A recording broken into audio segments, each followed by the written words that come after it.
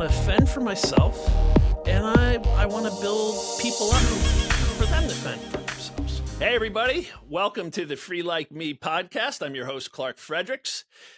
The goal is to have guests come on, speak their truth, and leave free like me. And hopefully they leave some nuggets of wisdom and inspiration behind for all of you dealing with trauma in your lives.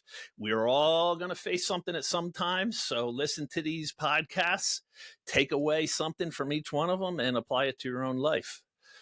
If you're interested in my coaching program, you can reach out to me and go to my website, clark.freelikeme@gmail.com or clarkfredericks.com. I combined my Gmail and my website all in one there, everybody. So there you go. You got them both. So reach out and we'll set up a consultation call. And this week we have a beautiful lady from California who, like most of us, had to deal with crap early on in life. And it took her a while. Like all of us, we have to process it and we have to get through it and we have to face our demons. And eventually, when you get to the other side of the fence, it gives you meaning and purpose. And her meaning and purpose is to help others now through her coaching program for trauma, online and in person, coaching and consultation. And I'm pleased to have Serena Renee with us today. Hi, Clark. Thank you so much for having me. I'm so excited to be here. Anytime I see somebody start following me and I see they're in therapy or in coaching or healing, I get excited, and because I know we can provide more tools for the audience. Absolutely. Absolutely. And I also know that if somebody's in that line of work, they've got a past. A big one. Yeah. A big one. Quite a big one. Yes, it's led me to right here to where I am today with you. I like to ask this towards the end, but I'm going to ask you right now. Yeah. Would you change where you're at now in life, where you're at here today with your coaching program? Would you change what you had to go through? I would not change it. It's why I am the way that I am, and it has 100% shaped me into the woman that I am today. And it's all of those experiences are why now I'm able to take what I do and help other people. So I would not change it. To be honest with you, I do wish maybe some things were not quite as painful. That would have been great during the time. But now that that part has passed and I've healed from some of it and I have the clarity to look back on it, I would not change it. I didn't mean to put you on the spot. No, it's okay. but almost, I think every guest has said the same answer. And I had Christina on, and horrible childhood abuse by a family member. And when I asked her that, she said, change and choose are two different words. Would I change it? No. Would I ever choose that? No. That's a great way to put it. I remember her episode. Right. Yeah, I resonated with that. Mm-hmm. Yeah, and I was like, that was a perfect answer. Yes, it is. Yeah, I'm gonna take because your we're all here. I'm here because of what I went through. Exactly. You're here today with me, and I'm honored to have it. But yes, we both had to go through what we did to be here today. Yes, we did. Yes, we would did. Our lives be just as fulfilling had we not gone through this crap? Possibly, or possibly not. Yeah, I think we have to take these lemons and make lemonade now. We do, and I think it's changed me as a person. Like almost my character, I believe, has improved or strengthened. I think we all kind of think like, well, I'm a good person. I don't cheat and steal, and I'm an okay person. But I think these experiences have really taught me what it means to be a good friend and a good daughter. And I think you have to choose every day to be a good person and to try to do the right thing. And I think that's something that people don't talk about very often. I think we get so just bogged down in the mundaneness of our lives and just go to work, get up, do this, do that. You have to choose every day to change your attitude, to change your mindset, to really reach out and to try to be a good person to other people. Because I think, especially when you have trauma, it's so easy to slip into that I'm not such a great person anymore. It can just completely overtake your entire being and your character and who you are. And it certainly did that for me at some points in my life. Yeah, no, I agree. I mean, I was always a nice guy. Yeah, I was the guy right. who you wanted to hang out with and Right. party, but I wasn't Mr. Empathetic and Yes. compassionate because I hated myself. Right. And I'm harboring this monster in me that nobody knows about. So how Mhm. can I be like so loving to you when I can't even love myself? But once you get on the other side of the fence, then it's just like I hear these stories and I just want to give people a hug and just I'm like, I get it, I know, I've been there. It's just it makes you feel their pain that much more. But when you're filled with pain to the brim, you can't let somebody else's pain in. There's no room. There's not, and Yeah, you're so focused on your own and just trying to survive, survive yeah, the day, that it's yeah. We're very not living. difficult. We're not living No, back then. boy, We're that's very just true. trying to get through another day. Right. Yes, 100%. absolutely. So where did Absolutely. you grow up? So I grew up just right outside of Los Angeles in the Ventura County area, and I'm still here. It's still in the same county. I'm just turned 40 a couple months ago, and I'm still here. I A live. woman's never supposed to share her age, I I thought. know. You know what? You I'm just okay broke with the it. you I'm just okay broke with the it. rule. I'm okay with it because it's a big part of my story because it took me 30 years to start my healing journey. So Wow. I want people to know that it's never too late. It's never Right. too late. You can start and pick up at any time in your life, no matter what has happened to you, and make it through to the other side. Yeah, I'm in my late 50s, and I feel like life's just starting too, people are, I'll hear people reach out to me and they're like, I'm in my 60s, like, why bother now? I'm like, you still got a A ton of lot of life left. time, You yes. got another 30 years. Why be Yeah. miserable for those 30? Well, and I can remember being like 19 or 20 and thinking my life was already over. At 19 or 20, I had already given up. I can remember clearly sitting in the Jack in the Box parking lot and just thinking, I just need to end my life now. I need to just end it and be done with this now. There's nothing more left for me. And I was Wow. only 19 when I thought Oh, that, how scary that yeah, is. it was, I was too young to really understand the gravity of that and what I was really thinking. Yeah, I think all of us who've been traumatized early on and don't resolve that trauma and I don't know if you got into the drugs and alcohol, we'll cover that, but like and then you dive into drugs and alcohol or other negative behaviors to cope with what you dealt with, you just have that whatever attitude towards life, like whatever, Yes. if it ends today, it ends, I really don't Oh, care, you yes. know Yes. Yep. yeah, and that's where you were at 19. Yes, I was. That's gosh, we should be. I mean, going into your 20s should be the time where you're ready to tackle anything and do anything and try anything. You're Oh, not man. tied down yet. You just like go full force and see what works and doesn't work. Not going into your 20s saying, I don't even care if I live another day. That's just sucks. It does. And it breaks my heart when I see people that have given up already.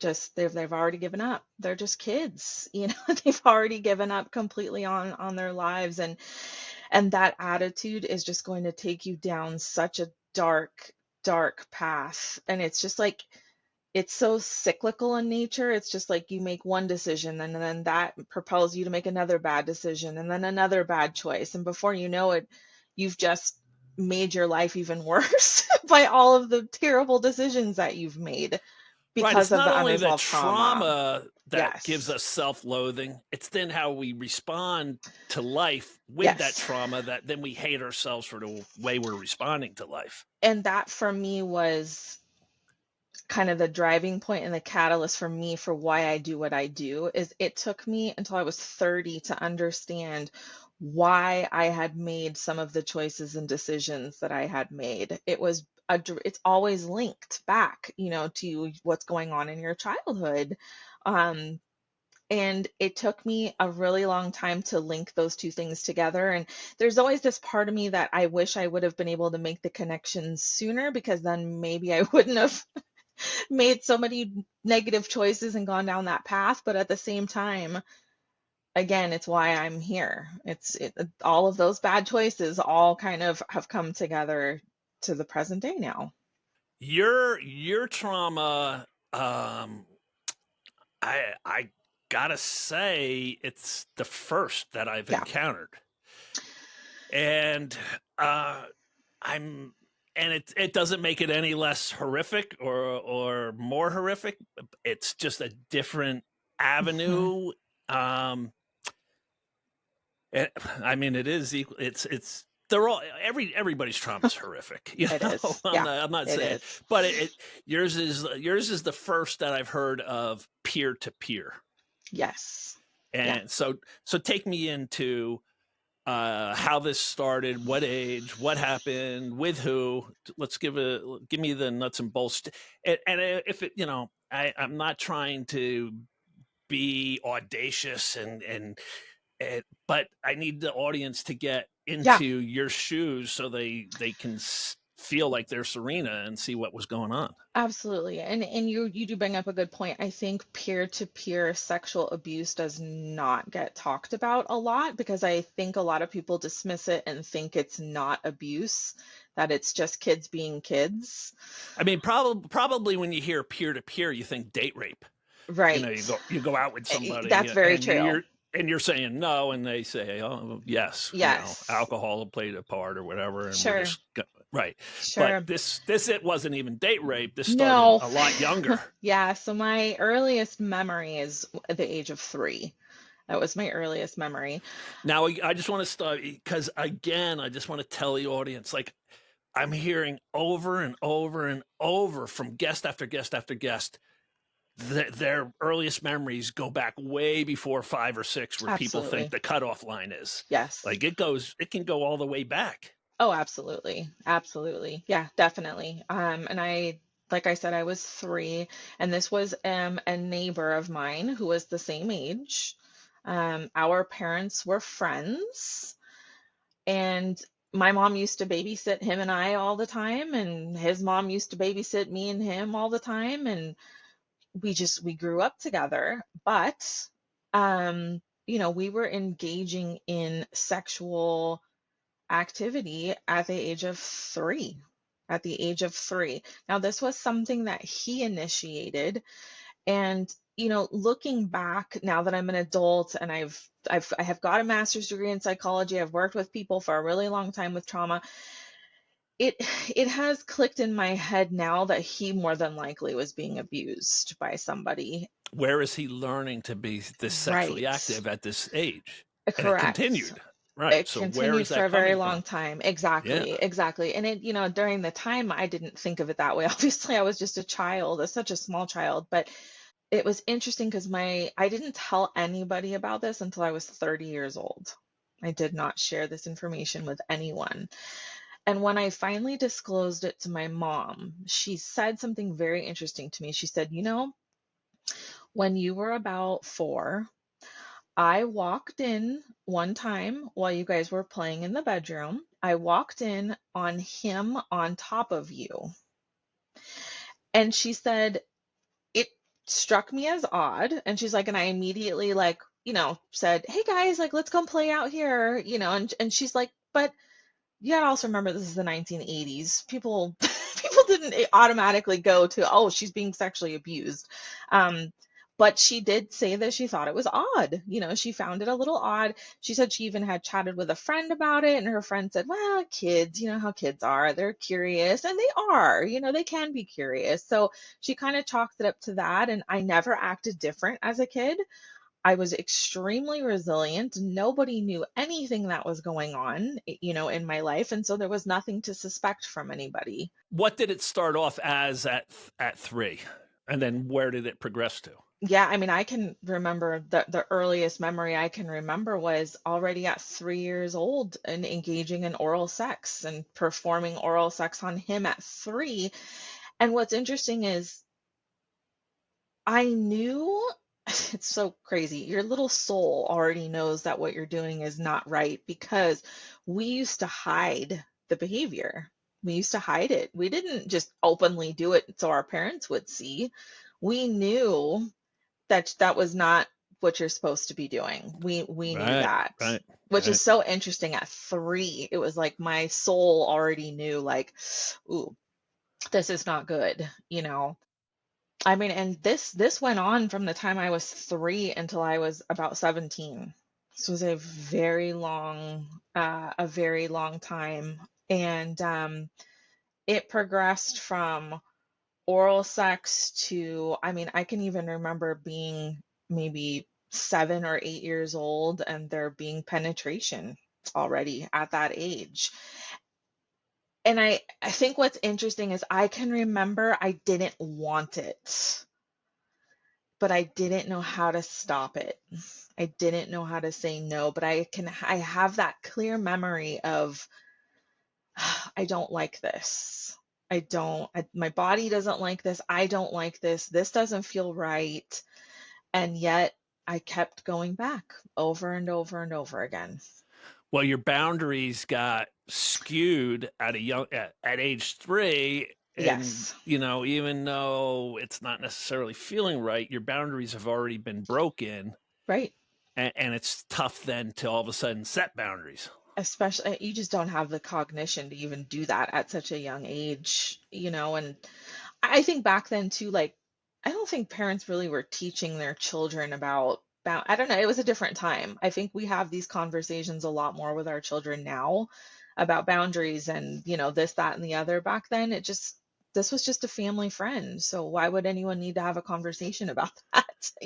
Yeah, I mean, obviously, I mean, at that age, for him to pull his pants down and ask you to perform oral, like, where did that come from? For him at 7 to say, "Let me put my penis in you," Yes, like, eh, it it just he had to learn that behavior somehow. absolutely. Yeah, Absolutely. And I I mean, have because my that's just. suspicions. Have you ever like Googled him to see if he's been in trouble for sex assault or anything? He has not. So I actually have we have a mutual friend that I still keep in contact with, and he actually is married and has a little boy.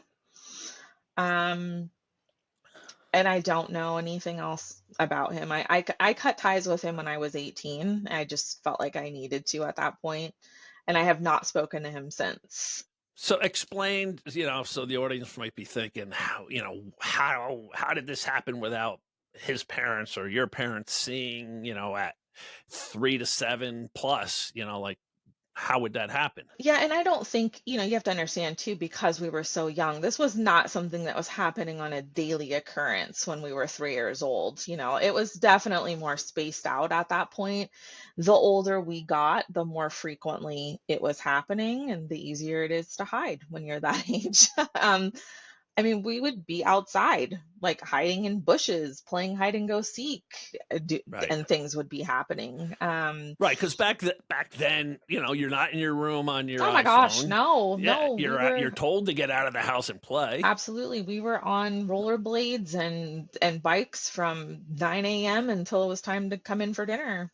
I Exactly. mean, That's that's the just same how thing it, with all of us. You're yeah, right. that's just how it was. So it would be, let's go behind here, let's go Yes. behind there, hmm And and start I, touching you and grabbing you, yes, there and was then a lot of that. And right. I just didn't know how to say stop. I just didn't. I did not know how to do it. And so, I, I I'm very open about this because I want to bring awareness to this. We have a lot of parents who, their daughter is going over to a girlfriend's house to have a slumber party. But do you know who else is in that house? Does that person have an older brother? Does that person's older brother have friends that are over? I just want to bring awareness to it, because I think we think, well, this is my daughter's friend. That's not going to happen. Well, first of all, it can. And number two, It you can just happen from her daughter's friend, absolutely. like it did, Absolutely. so, And and you you don't have to. know everybody that's coming in and out of other people's houses. No matter how decent the family is. You just don't know. And so I really try to bring a lot of awareness to that, because I think we tend to focus on abuse as far as an adult to a child. And I can tell you it screwed me up royally in the head by having all of this stuff. So what about after you went through puberty and now the threat of pregnancy Yeah. is involved? How did you avoid that? It became a little easier to avoid. I was starting at that point, maybe when I was about 12 or 13, to kind of get my own voice. And I would never come right out and say no. That would have been much too difficult for me to do at that age. It took me decades to learn how to say no. Um, but I was able to kind of shift the attention elsewhere. Like, no, let's go play video games. Like, no, I was able to kind of vocalize that part of it more.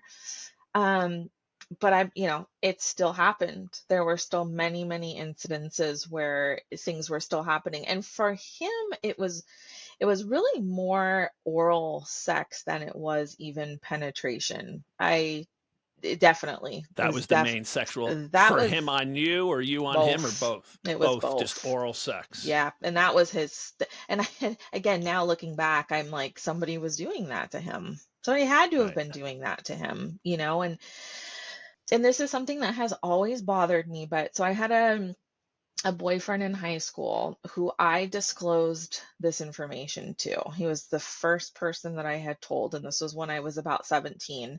And he actually went over to my neighbor and said, don't you ever touch her again, or there's going to be big, big problems, basically. And he listened, and he just never even attempted or tried anything with me ever again at that point. Um, and very shortly after that, I just kind of cut ties with him. It was too weird and painful. And he always tried to just kind of gloss over it and just be friends with me still. And to be honest, to this day, we have never had a conversation, him and I, about what happened. Never. We've never had a conversation, but it's always been something that has bothered me, that I still was not able to be the one to tell him no. It took my high school boyfriend to do it. And that's something that I don't know why that has always stuck with me. Serena, why couldn't you have just said no? Why couldn't you have just said no? Why did you have to have someone else do it for you? I mean, and I think it still bothers me to this here I am, I'm 40 and I'm still talking about it to this day. It's just one of those little things that just gets me sometimes.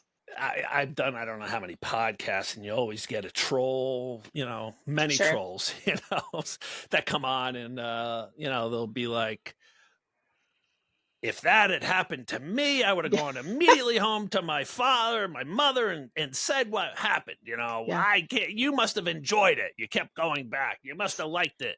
You must have. Yeah, I want to get raped at 12 years old by a male. Yes. Sure. So Yeah. but people, these higher than thou people think they know exactly how their little self would act, and the fact is, you don't until you're in that situation. And so it's driving you nuts that you couldn't be the one to put it to an end. That's what drove me nuts, like that I froze when he touched me. That's the part that I became like paralyzed, stiff as a board. And the 235-pound workout every day me is like, man, I just want to gouge his eyes out if he tried to touch me. And yet yet I was a vulnerable, small little boy back then, and Absolutely. it just drives you nuts, that dichotomy of the two yous, It and that absolutely, sounds like what drove you nuts too. definitely, definitely. And it just, it set the stage for my adult life in that, like you mentioned earlier, I didn't know what boundaries were. I had no boundaries. And my first sexual experience was not a normal one. It's not how it's supposed to be for people. Um, so I'm finishing up high school and I'm still pretty resilient, Now, can I just ask, this boyfriend that went and Yeah, confronted him, did you yeah. have sex with him? With that boyfriend? Yes, I sure did. Okay. Yeah, Was after. he the first one after this guy that you had sex with? Yes, yes, he Okay. was. Yes, he All right. was. And he has since passed away, which is very, Ah, yeah, one of those that always just, I will always remember him, for just everything that he did for well, he me. had a big impact in your life. Huge impact, huge He impact. served a huge purpose of coming into your life. He did. He Yeah. absolutely did. Yeah, and I was okay with it. I didn't have any like hang-ups as far as I know people go one or two ways. They go the um maybe the overly promiscuous route of trying to find the love anywhere they can, or they go the complete opposite route of nope, no one's going to touch me. You're not going to have sex with me. You're not going to do any of those things. Um, so, actually, before I get into that, so when again, I was very resilient, and I think kids are resilient. I know some aren't. I know some like do show signs that something is going on, and I just truly did not. And I've never been able to figure that out either. I think a lot of it is just your temperament, your family. There's a lot of factors that go into it. I am very fortunate. I have wonderful parents. I have wonderful parents, and attribute, I think my life would have gone a really bad, even worse direction had I not had that solid family unit. But by the same token, I think I was afraid to tell them what was going on because they were all friends and I didn't want to ruin their friendship. I think that was a big part of it. I remember sitting there thinking, like, what if I tell my mom and dad and then they say something to his parents and we live right next door to each other? And oh my gosh, that's going to be awkward. So instead, I'll just let myself be abused so that there doesn't have to be any awkwardness between, and then again, once I look back, it's like that was my way of thinking back then. That was it. It's just such a warped sense of how it should be. Yeah, I mean, people that are abused by a father, let's say, you know, the father will say, if you speak about this, you'll ruin the family.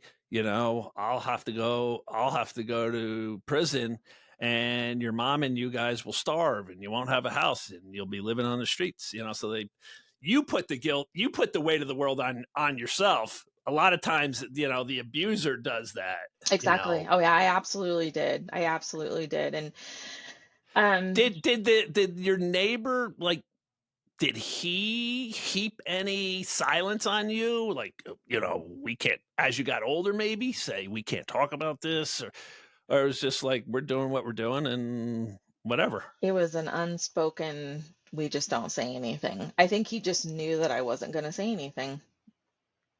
I think he knew that. And I don't know how he knew that, but I think he did. I think you just start picking up on, I'll get to that in a minute, but your vibrational energy, I think people can pick up on that. Oh, that's where I was just going to go. Like, Yeah, I've had so many people reach out to me and be like, I felt like I had a beacon going off above me that said, here I am, ripe for the picking. Here I am. And, I've talked about what, back when I was partying, like I could go anywhere and I could find in the bar the party chick. We would connect, the party dude. I'm in Penn State Stadium, 100,000 people, and the guy I'm sitting next to has his jacket filled with vodka and he's got a bag of cocaine. I'm just like, of course you do. The hotel I'm staying at, the guy, when we're staying at a nice hotel, the guy in the next room smokes crack. He's like, hey, you want to come in and smoke crack? I'm like, sure, of course. I could find these people. And then now, like when I'm traveling in a new direction, I find people who are enlightened, who are spiritual, who are compassionate and empathetic. You find those, you connect to those people. So predators, they're like sharks in the water, and they smell blood and whatever. Just like we can pick up, we can attract whatever. They can see people that are vulnerable from however they do it. It's their and superpower. And so your story didn't end at 17. No, and in fact, continued on with more trauma. It did, and so, in the midst of the abuse that I was enduring from my neighbor, when I was 10 years old, I had another incident with an adult this time. This was my uncle's girlfriend. And this, I think, kind of goes back to what we were just talking about your vibrational energy being low. I almost feel like she just picked up on that I was, it's interesting. I don't know. I don't know why she did this. I've never been able to figure it out, never confronted her about it. She and my uncle broke up over 25 years ago, but I was standing in my grandmother's kitchen at the age of 10, and she came up behind me and she grabbed my vagina between my legs and then giggled about it. And I just remember walking away from her and going into the bathroom and closing the door. And it was, I think, the first time that I had ever cried about it. It makes me emotional now. I just remember sitting there thinking, why does everybody keep doing this to me? Like, what is it about me? I'm only 10, and now I've had two different people, an adult and another peer. Like, what is it about me that, am I attracting this? Like, what is the matter with me? And I just remember wiping away the tears and you just move on from it. And did she threaten you with bodily harm if you spoke about it? Never, Clark. Right. Never. She just did it, and that was the end of it. And she kind of snickered, like she thought it was funny. I could tell. She thought it was funny. And it was a one-time thing. It never happened again. I didn't breathe a word of it to anybody, but it was the first time that I think it got to me finally.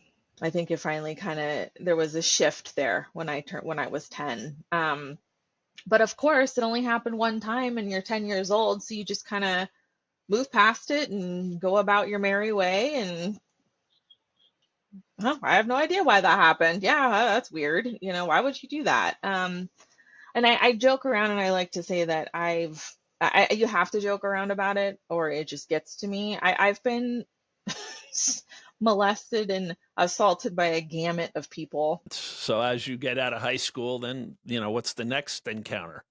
My grandmother took her own life when I was 19. And that is when shit hit the fan in my life. That is when I completely went off the deep end, is when that happened. I think the first 19 years of trauma that I had kept inside of me, boy, it just came out full force. And that's when I can remember sitting in that Jack in the Box parking lot and just thinking like, okay, you've already been abused by two different people. Why do you keep allowing this to happen to yourself? Now she's gone. Like, what's the point of life? And I could just remember just that hopeless feeling of nobody is ever going to love me for me. It's always about sex with everybody, always, and I had got my first job at that time and I was working like at the front desk of a gym. And I don't want to say all gyms are like this, but there's a lot of catcalling and things like that at gyms. There's just a certain culture sometimes with certain gyms. And I was so young. Like I said, I was only 19, and I would get a lot of attention from the male guests at the gym who felt like it was okay to come up to me and make comments about, oh, you've got nice boobs, and oh, look at your ass. And I mean, these were grown men in their 40s and 50s saying this to me at 19. And again, I really didn't think anything of it other than, oh, here we go again. Like, this is pretty normal. Um, and then one day we had a handyman that worked at the gym, and it was getting kind of late at night. A lot of the members had left, and I was closing the gym. And you always do like a last minute sweep in the bathroom to make sure nobody's in there. And I had went into the women's bathroom and was just making sure that it was clear in there. And this handyman guy followed me into the bathroom, and my spidey senses immediately went off. And I can just remember thinking to myself, like, God, are you serious right now? Like, are we really gonna, is this really gonna happen again? Like, I don't understand this. And he pinned me up against the wall and was trying to pull my pants down. And he kept saying to me, like, just show me real quick. Like, let's just do it real quick. Come on, come on. Like, I won't tell anybody. I won't tell anybody that this is going on. Like, I know that you want me. I could tell you wanted me, which was like not true. I didn't even give this dude the time of day, but in his warped head, I guess maybe he thought I did, or I think really he's probably just manipulating me to do what he wanted me to do. And it was the first time, Clark, that I pushed him off of me and I ran out the doors.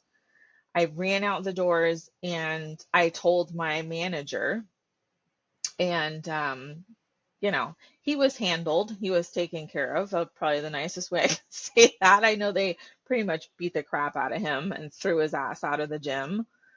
Um, and to everyone else, it was just like, oh gosh, this guy's such a creep. Good thing we took care of that and got rid of that situation. But again, here I am, a 19-year-old girl who has now been sexualized by yet another person. And it was getting to me. It was getting to me. I was crying all the time. I was spending lots and lots of money. I was eating every food known to mankind. So I never went down the drug and alcohol route. I went down the food route. Um, I mean, to the point where it was causing me health issues. That was my way of kind of coping with things. But Did you have the active thought in your mind saying, I'll make myself heavy from food so guys won't want to look at me or touch me? that Were finally, you actively thinking that, or you're just doing this like yeah, subconsciously eating? yeah, eventually, Both start. um, You had the thought like, I'll make sure nobody wants me. definitely, because I felt like in my head it would lessen my chances of anything happening to No, me. I gave one of my speeches, and afterwards, a woman who was in the audience reached out to me, and she said, I was abused when I was younger. I put on a ton of weight thinking that would be my protective barrier. And after your speech tonight, I've decided I'm hitting the gym. I'm going on a diet, and I'm not going to shield myself by my weight any longer. So it's a normal, I don't know if it's normal, but it's a tool that's used often by It women. is. It's very often used, especially by women. I've seen it a lot just in the work that I've done. So at this point, my vibrational energy is non-existent. It's just like you said, I could probably walk down the street and guys were probably like, that girl has issues. That girl is an easy target. And it's hard. It's hard for me to admit that. And where was the next encounter? Yeah, then the next encounter was very briefly after that. I was 20, maybe 21 years old, and I was at a gas station no more than a mile from my house at broad daylight. Okay. And I wasn't there at nighttime, no, nothing like that. And You're I was, not out in the middle no, of Timbuktu no, where I'm there's talking nothing right around. off of a freeway off ramp with McDonald's was right there in the parking lot. I mean, lots of people around.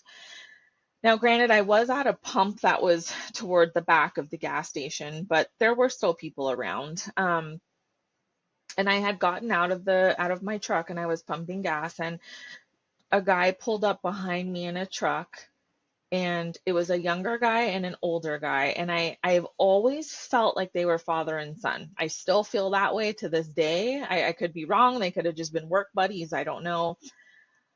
The younger guy, who was probably like maybe 25, he jumped out of his truck and tried to start the conversation out very like, oh, like you look really nice. And I was like, oh, thank you. I appreciate it. And I didn't think anything of it. My spidey senses did not go off. And then he said to me, um, do you need any help pumping gas? And I was like, no. And he goes, well, you're such a tiny little girl and you're driving this big truck. And I was just like, I'm okay. Thank you. And I was just like trying to cut the conversation off now at this point.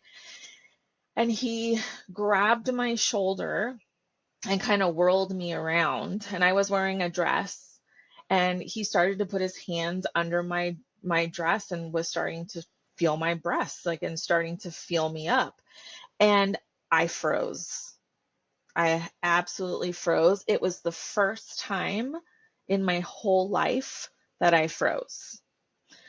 I mean, the last time I pushed him off and backed away and was like, get away from me. With my neighbor, I engaged in the behavior with him. This was the first time where I didn't know what to do.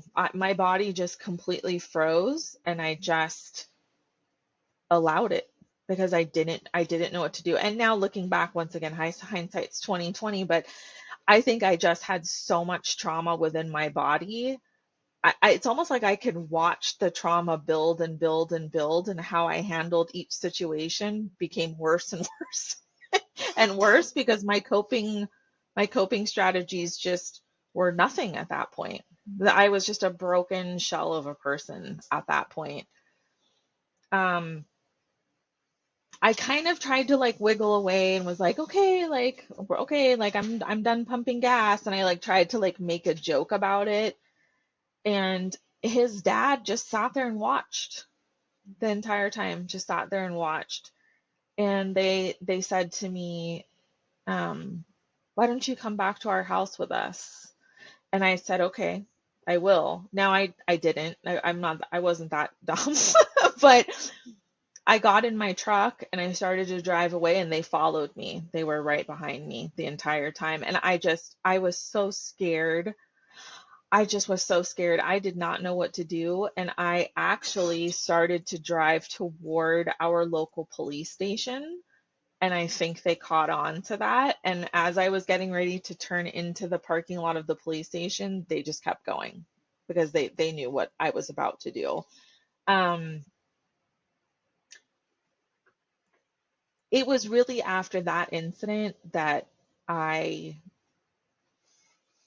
really turned to food. I'm talking like I probably gained 60, 70, 80 pounds. It was a significant amount of weight. I don't just mean like the 20 pounds that we all need to lose. Yeah, This was a significant amount of weight. up way over 200. Probably near it. I was Yeah. probably near it, and I'm only 5'2", so All it's right. not a good Well, look. Not a good look on someone so short.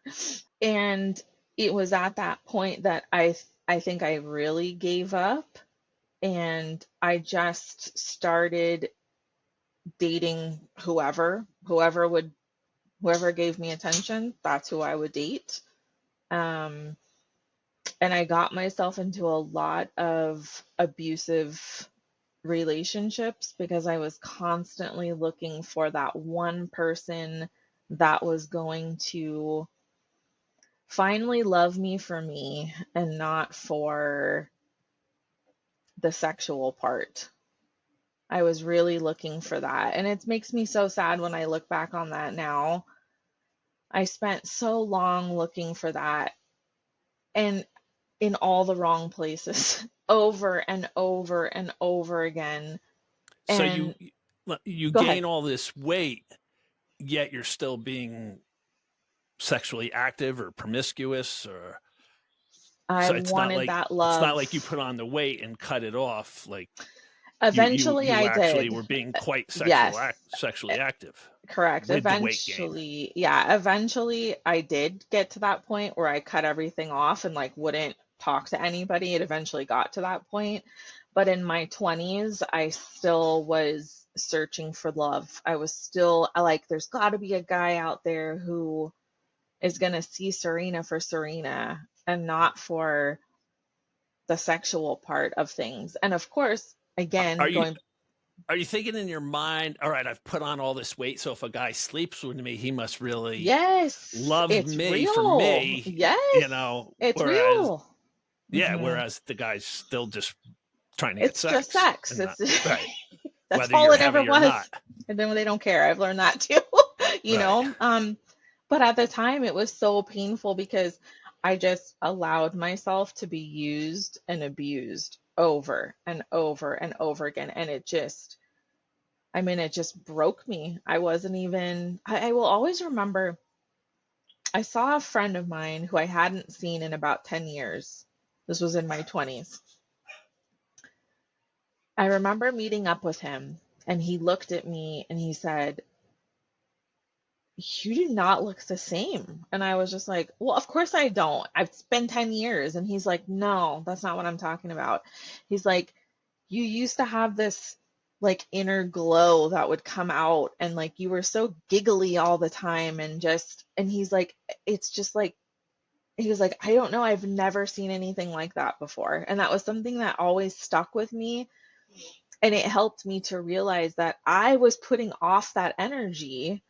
And that's why I kept attracting that because that's the energy that I was putting off. A bunch of unhealed trauma. Like you said, these predators, both men and women. Yeah, there's your answer. This guy spotted it Yes, instantly on you. So all of we're these looking for guys. that beacon light. There's your Yes, beacon. You lost your inner glow, and you're just sort of this flatlined yes. And, person. and it's so, I grappled with that for a long time too. And I think a lot of women do, just in the work I've done, I've seen it. They feel like it's their fault. Like it must be my fault because why do I keep attracting this? And it took me a very long time to realize that it wasn't my fault. Everybody has free will. They chose to act on their urges, their whatever it was that they wanted to do. But what I did need to take responsibility for was the healing.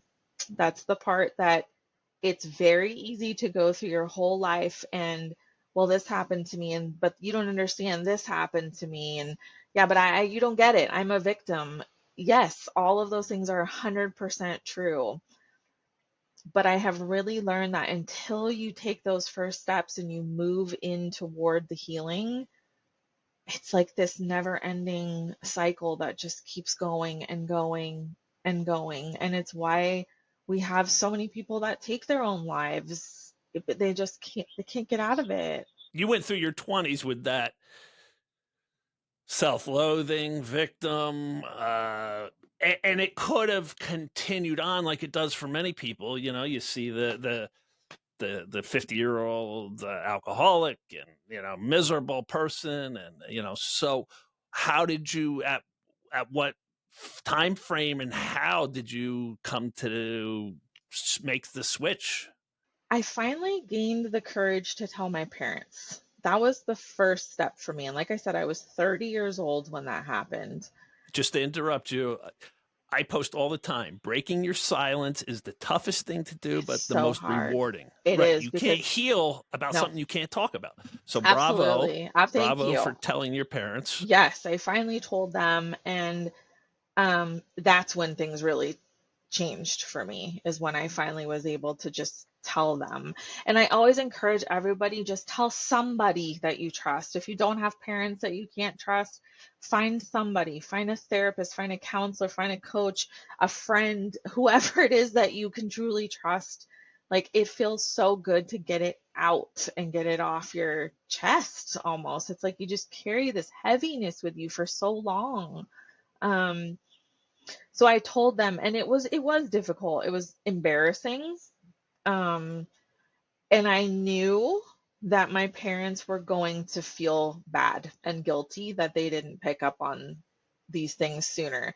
Now, sure. Now, in my 20s, they knew something was not right with me. Um, but I think they chalked it up to my grandmother's suicide, I think is what kind of everybody I think was chalking it up to, which was a huge part of it, but nobody knew that there was 19 years of pain also, hidden underneath all of that. Um, I finally started to go to a therapist, and this is another thing I want to preface. It takes time sometimes to find the right one. Don't just try with one person if it doesn't work, two people.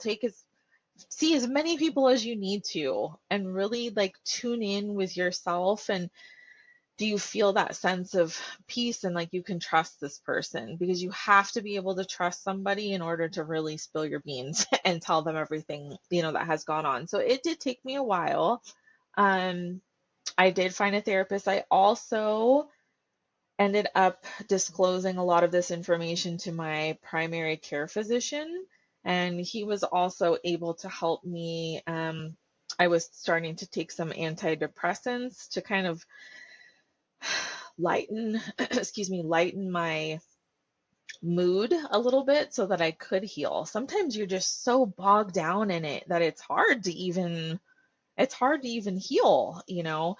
So between those two things, I started to really let go, but it took years and years of processing, and I still have to process it to this day. Like it's a journey. It's a journey that I will be on until the day that I die. I know that it's you're never just good, you know. These things creep back up in my life still to this day sometimes.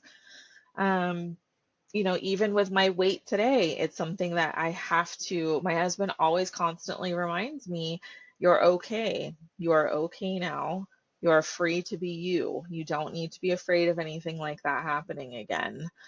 And I need that sometimes still. I need to hear that still sometimes. So you're married now? I am. So funny story. Back in the day when I worked at that gym and that incident happened with the handyman, that was actually my father-in-law's gym. He was not my father-in-law at the time. We were just, all friends. But my husband and I met then already when I was 19, and we stayed friends for, gosh, like 15 years.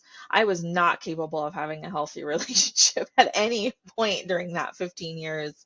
But as I started to heal and kind of shed the trauma and make the connections back and from the things that happened to me as a child and how it affected me as an adult, I was able to finally start dating, and I started dating him, and then we ended up getting married 3 years later, and then we've been married since. And he's been a huge part of my journey as well.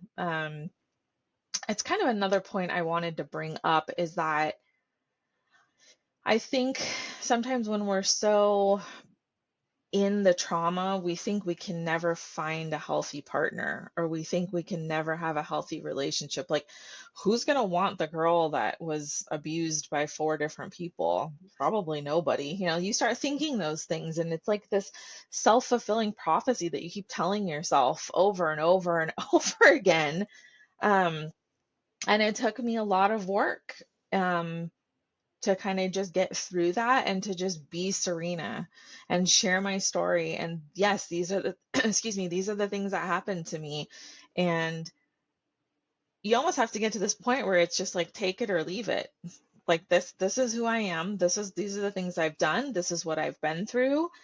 Do you accept that, or do you not accept that? And if you don't accept that, you've got to build up enough strength within yourself to then walk away from those people. And that was the hardest thing for me. I knew that people had judged me based on my past. Um, I knew that they would never quite get over that, and I just ignored it and just kept trying to push the relationship with them. It took me a long time to realize that it's okay if somebody does not accept you for who you are, then they're not meant to be in your life. And that was a tough lesson for me to learn, but I slowly began to learn that the more authentic I was, the more I started to attract the right people in my life that have stayed and who have stuck by me instead of trying to be this person that I wasn't. I attracted the wrong people when I kept doing stuff like that. When we think we're like damaged goods, we only think like we deserve or like we can only get, crappy relationships. And I went to one of my buddies from college, his wedding back in the day, and another friend from college was there with his wife, and she's like, Clark, how come you're not getting married, or you didn't even bring a date? And I'm like, I go, you know what, I go for all the nutty girls, because the sex with the nutty girls is so much better than with a regular girl. And I'm like, so you just ride the wave for as long as you can until the wave crashes, and then you go hop on another wave. And she goes, normal girls like wild sex too, Clark. She goes, you don't have to go for all the nutty ones. And I was like, and I'm like, really? I go, I don't know about that. She goes, oh, I'm telling you that we do. So, but yeah, you just think like, I'm damaged. I'll just go with the damaged person, and we'll have damaged, crazy sex for And as just long as it be lasts. And then I'll damaged just go find together. another Yeah, damaged person. exactly. And it took me so long to realize that that's not the case. Like you're not damaged. You have had things happen to you in your life, but you are capable of healing. It is possible to move forward, and it's not easy. Sometimes it feels easier just to stay stuck in that cycle because it's hard. That's why there's so many people who are stuck in the cycle, because sometimes it's easier to just stay that way. A ton of people, and Yes. they don't want to put Yeah. in the work, but the work is so much worth it, It is. It is. And I just feel like and it's so funny. When I was a little girl, I can remember thinking already at such a young age, I knew that I was meant to help other people. It's so interesting. I felt that way at a very young age, and I didn't even really know in what capacity or anything like that, but it was almost like my soul already knew that this is what you're meant to do now, is share your trauma, share the experiences, and let people know that they're not alone. Like, there really are people out there who have been abused by four different people. It happens, and it sucks, and it's heartbreaking, and it really can damage you to the point where you're just a shell of who you were. But you can overcome it. You can. It's just, you have to want it, though. You have to want to change. I asked Christina when she was on, she went through, sexual trauma, and she was doing a sexual act with a boyfriend that triggered her because that sexual act is what had happened to her as a young girl. And, then I asked her if she is able to enjoy sex now. And she said yes. And I have another woman I'm friends with who was going to come on the podcast. She decided she's not ready yet, but she just reached out to me that she just finally started having sex with her husband. And I was like, bravo. And she's like, this is a huge breakthrough. And how about you? You went from starting sex at 3 years old and then being this promiscuous person through your 20s. How are you with sex now? If I am not up to it, you better leave me alone. That's one area that I am very if I say no, then you need to go away and leave me alone. Um, but that's part of, I married someone who's respects that and who doesn't push it. I had dated guys before who I would say no and that didn't matter. And so I was just re-traumatized again. That's one area where, and I have found that that goes for a lot of parts in my life, and because I tend to react strongly to that. So like if someone even says to me like, hey, do you want to, let's have drinks, and I'm like, nah, I'm okay. And they're like, come on, let's go out and have drinks. I find myself getting very pissed off. Like, no, I said I don't want to. So that's the end of the subject. And I've had to work on that because I know that I've snapped at people through the years and they've probably been like, geez, lady, like I was just asking if you wanted a drink. And they don't realize that it's stemming from something much deeper. Just this morning, I have this trauma book I'm reading, Mm-hmm. and I was just going through the boundary section, and the woman, wrote like, we have rigid boundaries where Yes. going for a drink and you get pissed off. No, Yes. we have flexible boundaries where you bend, and then we have what are the normal boundaries. Correct. So she gave the view like the same boundaries for like 5 different topics: rigid, flexible, and then normal. Right. And so yeah, you're snapping at your friend is, because you're rigid with that boundary now. Yeah. And and in my 30s, I was a people pleaser in every way, shape, or form. I don't even just mean in a sexual way. I mean, my boss could ask me, can you work an extra 10 hours this week? Sure, no problem.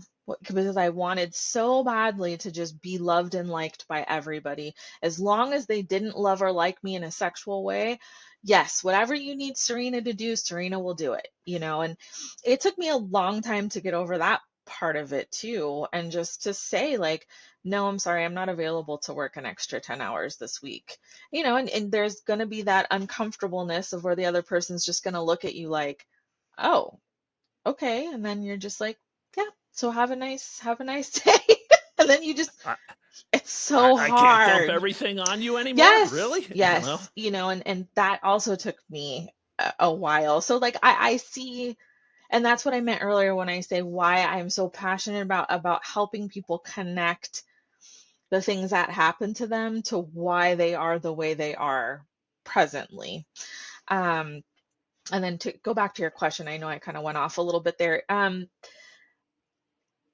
okay with sex now because I'm married to a wonderful person.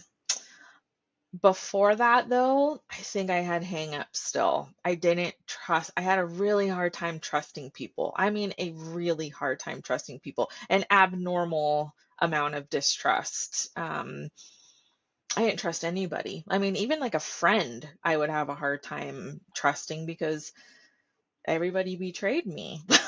Adults, friends, everybody. So what are the steps, to wrap up? What are the steps you took to facilitate your healing journey, and what do you do on a daily basis to Yeah. stay healthy? So for me, I mean, I ended up going to school and getting a master's degree in psychology because I really wanted to understand it. Now, I realize that not everybody needs to go that route, but I think understanding things and taking the time to understand that if you were promiscuous or if you did a line of coke or you do this or you do that, you're not a bad person. Those are behaviors that are stemming from unresolved trauma. You don't need to walk around thinking that you're a bad person. You are just reacting on things that you have not healed yet. So I think that was a big change for me is when I started to really research that and understand that I'm not a bad person. I am a hurt person who is behaving in ways that they probably should not because of all of this unresolved trauma. So, educating myself and taking the time to really understand it, reaching out to a therapist, a counselor, a coach, find somebody that you can trust so that they can kind of help you. It's very difficult sometimes when you're in the midst of the trauma to be able to see it for what it really is. And, oh, that's why I do that. Oh, That's why I snap at my friend when they want me to go out drinking and I say no. That's why a lot of my abuse as a child happened on a bunk bed. That's why today I don't like bunk beds. I'm not interested in ever being even on one. um, but it's really hard to make those connections. So that was kind of another part is I worked with someone that was able to help me make the connections and see how one thing led me to do another thing. And then once you start realizing what those patterns are, you can start to break them. And it's just by making one little simple decision every day. Um, I think when we go into this healing journey, we want to be healed like in like a month. You want to take all of that trauma that happened to you, and I'm going to exercise and eat right for like a month and go to a therapist, and then everything better be good. And I think just having that awareness and understanding that it's going to take time to do those things. Another big part of it for me was surrounding myself with good and kind people, not surrounding myself anymore with people that I knew were taking advantage of me, that I knew didn't really have my best interest at heart. I had to really cut off a lot of those friendships and relationships and surround myself with people who were supportive of my healing journey. The company that you keep is a huge part of, I think, how you will progress along the way. For me personally, too, being out in nature, there's just something very healing about that. Um, just being one with the earth, let your feet hit the water, the sand, the dirt, lay in the grass, whatever it is that you want to do.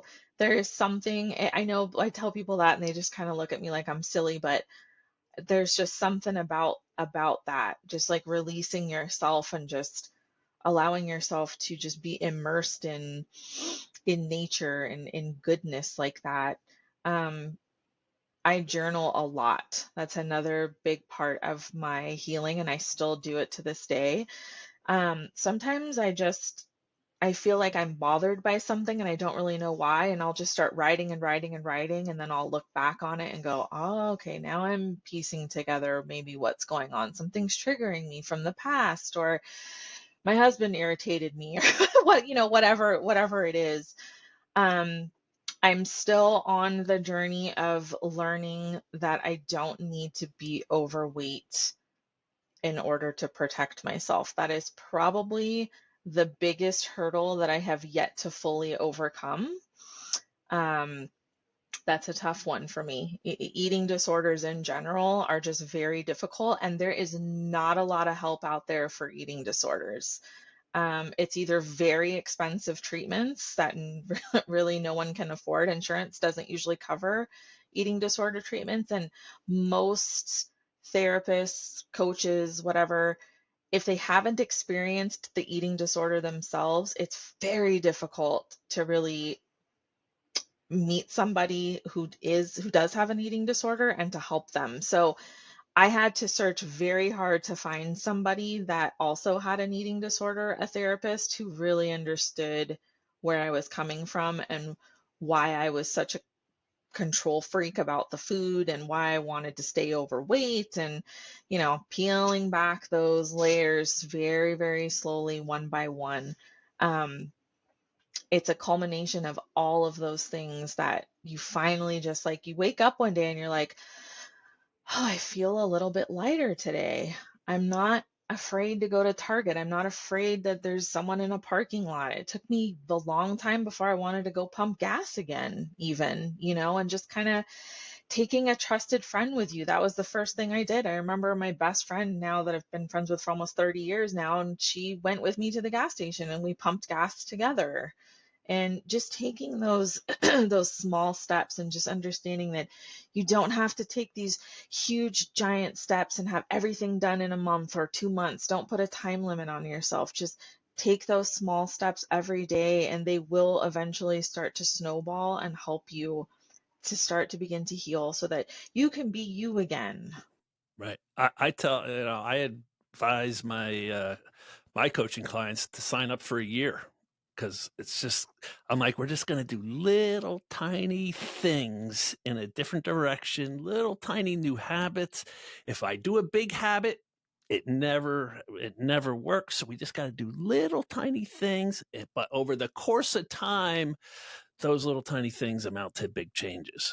It's the same exact thing you're saying. Yeah, I mean, and it's the same thing. Like you think about all of those little bad decisions that you made over and over again. Look where they got you. You can reverse it and make all of those little good decisions. And it's so easy for your life to just snowball out of control based on negative decisions. And it's so easy for your life to snowball in the right direction when you make just small positive changes every day. So if people want to find you, are you, is it Instagram you're on? Yeah, I'm on What's Instagram. your handle on Yeah, Instagram? so my business is called Heal Your Narrative. And I had specifically chosen that because I think we all have this narrative that we have of ourselves. Um, it's oftentimes not a very good narrative that we have of ourselves, especially when we have the unresolved trauma. And that's my whole goal, is that I really believe wholeheartedly that you can heal the way that you feel and think and talk about yourself. So that business idea, or I'm sorry, the name just came to me actually in a dream one night, and I woke up the next morning and I just knew that was what it was going to be called. Do you have a website with Heal Your Narrative? I do. So I'm on Instagram under Heal Your Narrative, and then my website is just www.healyournarrative.com. I think it'll probably also be in the show notes too, but you can also contact me by email. That's Serena, SERENA, at healyournarrative.com. I am just so honored that I was able to be, on your podcast today. And I hope that my story was able to help somebody, woman, man, anybody, just realize that it's okay to talk about the things that have happened to us. And it's really one of the first steps in the healing journey. And I promise that it's worth it. It's worth it at the end of the day if you could just find that courage within yourself to do it.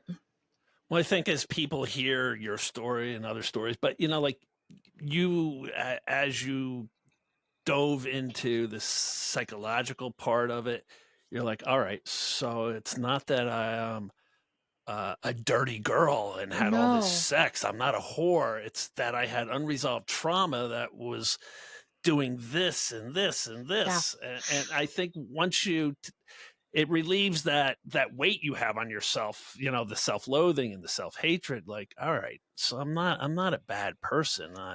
Absolutely. I Because had something bad done to me that drove my behavior, and it drove it yes. because of these reasons. And I so once people hear a story like yours, they're like, Yes. yeah, all right, I get it. So I'm not this horrible person, No, you right? don't. You And that's don't what we all got have to realize. to, yeah, you don't have to live with that guilt and shame. You don't have to live Right. with it. Once you can release that, and just, something that I always do, like one last little thing I'll share is I have a picture of myself when I was a little girl. And I keep it with me all the time. It's in my phone. Sometimes I have it on my bathroom mirror. And I look at that picture often to remind myself of who I really am. Like little Serena is fun and she's spunky and she's a bit of an attitude sometimes with people. And, um, just that's who Serena is. And all of those things that happened just squashed Serena for so many years. And I look at that little girl's picture and I think like, what advice would I give her today? What advice would I share with her? And that is who you are. That soul is still there. It's your job now as an adult to really take those first steps and to heal so that you can get back to the authentic, wonderful person that you are. Bravo. Thanks for sharing your journey with us. Thank you so much, And Clark. good luck with your coaching and Thank you. for changing lives. Thank you. I appreciate you. Yeah. Thank you, everybody. There's another edition of the Free Like Me podcast. We'll see you next week. Peace.